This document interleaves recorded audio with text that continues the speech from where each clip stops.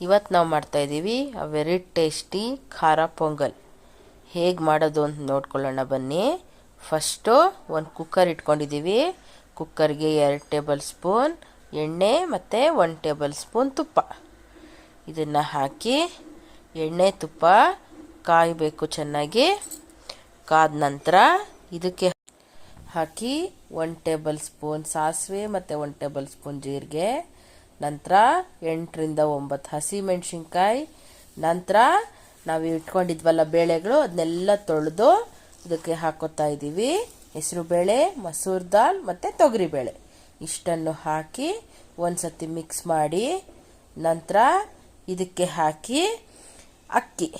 So ಹೆಸರುಬೇಳೆ, ಮಸೂರ್ ದಾಲ್, ತೊಗರಿಬೇಳೆ ಮತ್ತು ಅಕ್ಕಿ 4 ಸೇಮ್ ಅಳತೆ ಇರಬೇಕು, ಒಂದೇ ಅಳತೆ ಇರಬೇಕು. ನೀವು ಯಾವ ಕಪ್ಪಲ್ಲಿ ಅಳತೆ ತಗೋತೀರಾ 4 ಒಂದೇ ಅಳತೆಯಲ್ಲೇ ಇಟ್ಕೊಳ್ಳಿ.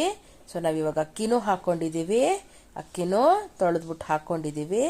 ಸೊ ಇಷ್ಟನ್ನು ಇವಾಗ ಒಂದ್ಸತಿ ಮಿಕ್ಸ್ ಮಾಡ್ಕೊಳ್ಳಿ.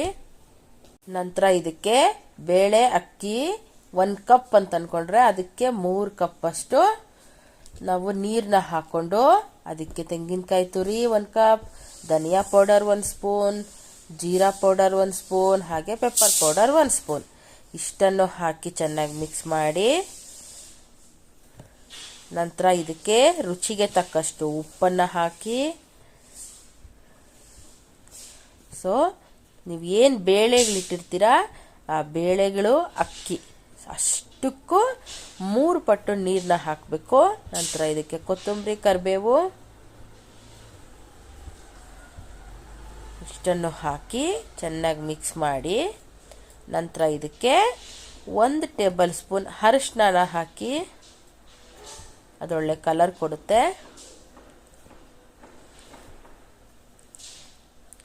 ಸೊ ಇವಾಗ ಮುಚ್ಚಳನ ಮುಚ್ಚಿ 3 ವಿಷಲ್ ಕೂಗಿಸ್ಕೊಂಡ್ರೆ ಸಾಕಾಗುತ್ತೆ. 3 ವಿಷಲ್ ಕೂಗಿದ್ರೆ ನೋಡಿ ಈ ರೀತಿ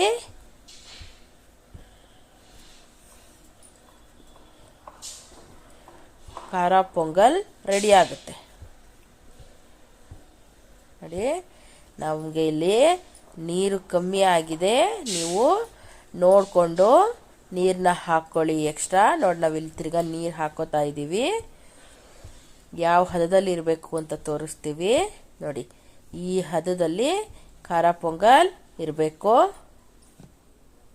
ನಿಮ್ಗೆ ಎಷ್ಟು ನೀರು ಅವಶ್ಯಕತೆ ಇದೆ ಅಷ್ಟು ನೀರು ಹಾಕ್ಕೊಂಡು ನೀವು ಒಂದ್ಸತಿ ಕುದಿಸಿದ್ರೆ ಬಿಸಿ ಬಿಸಿ ಖಾರ ಪೊಂಗಲ್ ರೆಡಿ ಆಗುತ್ತೆ.